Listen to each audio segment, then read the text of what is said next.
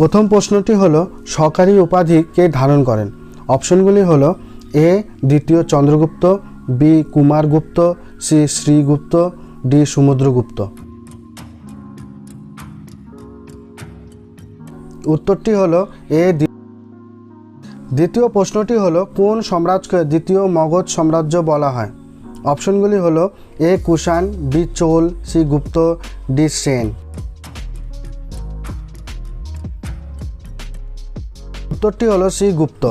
তৃতীয় প্রশ্নটি হলো গুজরাটের সুদর্শন সরোবর বাঁধ কোন গুপ্ত সম্রাট নির্মাণ করেন। অপশনগুলি হলো এ প্রথম Kumaragupta, B Skandagupta, C Srigupta, D Samudragupta.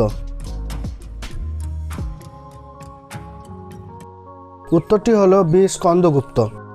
চতুর্থ প্রশ্নটি হলো বাংলার প্রথম সার্বভৌম রাজা কে ছিলেন।